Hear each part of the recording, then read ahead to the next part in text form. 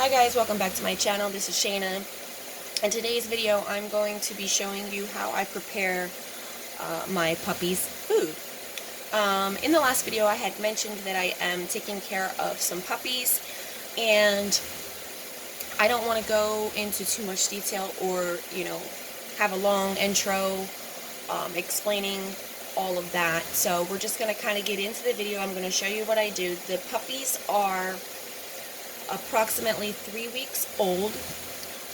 They were born, let me see, July 2nd, and today is July 24th. So they are 22 days old. So they are actually 3 weeks and 1 day today. Usually you're going to want to start with a milk replacer. And this is just an off-brand from Walmart, and I believe it was like $10. And then this is the name brand, so they're pretty much the same thing, just one is a cheaper version of the other.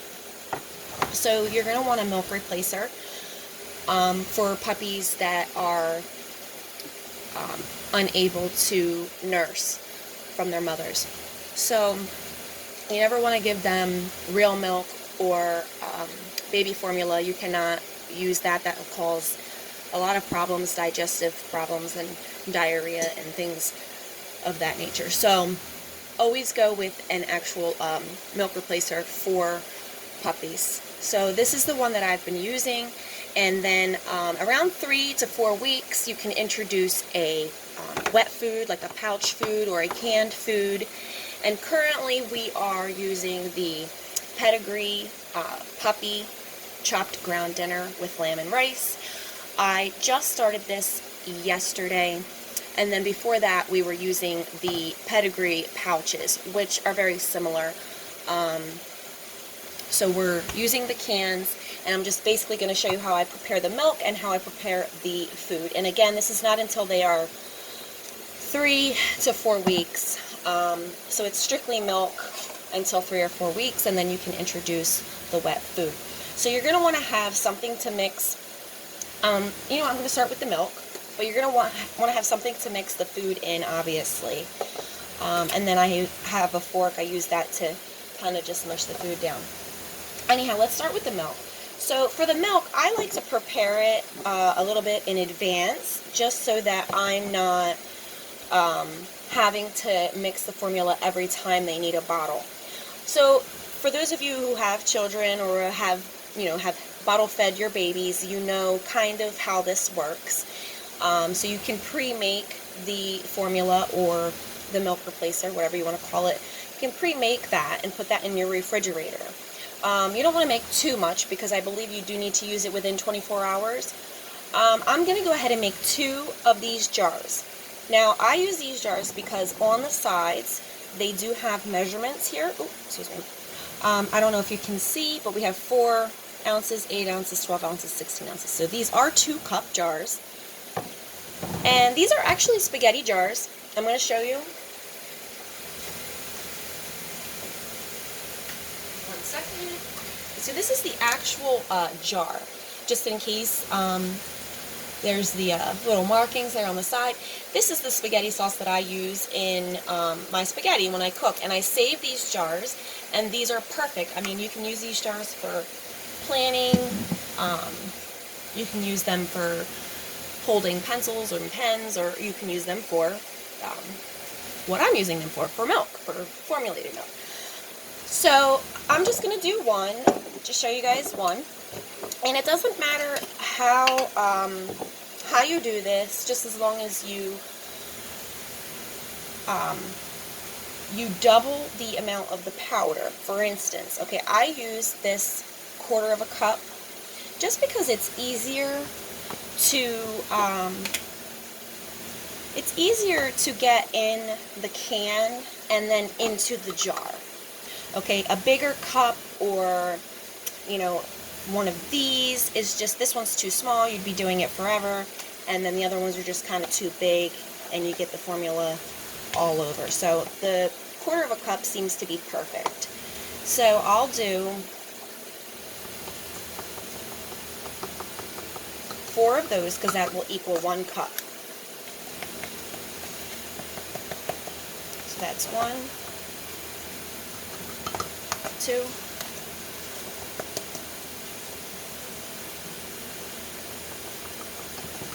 3, and 4. Okay, and whatever you use, whether you're using a quarter of a cup, a teaspoon, you're going to double that. So I did 4 of these, so I'm going to do 8 of these in water. Now, the formula does need to be warm when you give it to the puppy, just like with a baby. So never give cold formula or cold milk replacer to a puppy. Always make sure it's warmed up. Some people might make it cold and then warm it up later.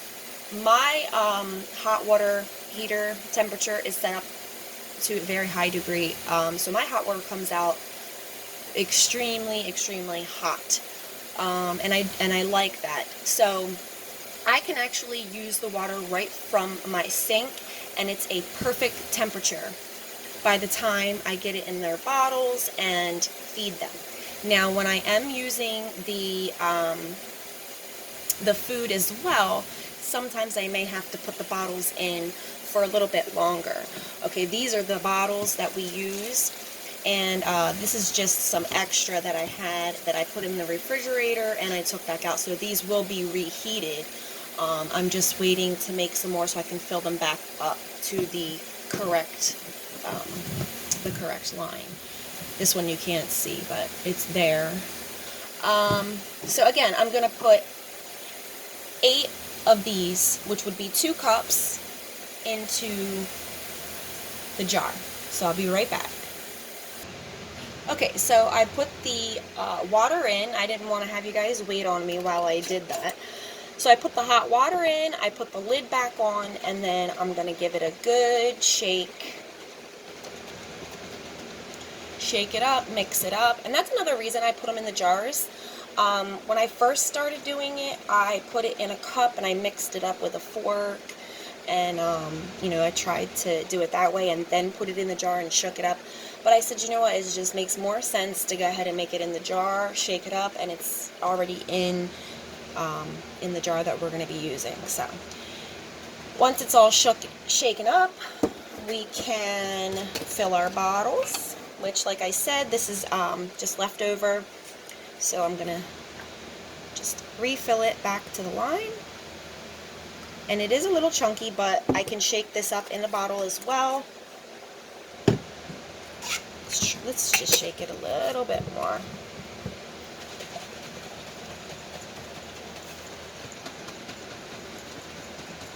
Okay.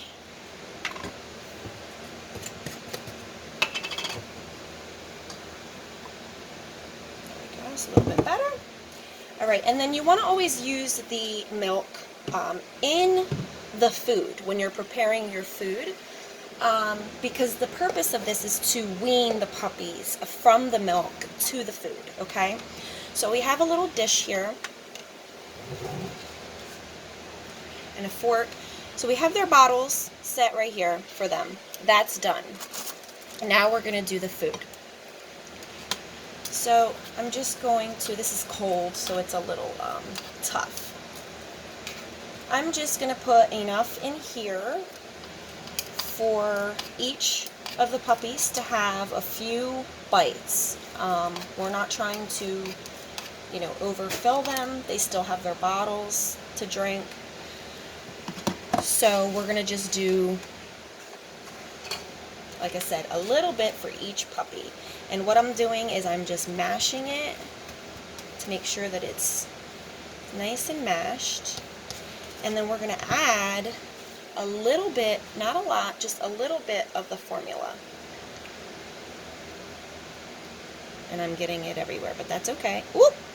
That's probably a little too much. Okay, and then you're going to mix that. Yeah, it's probably okay.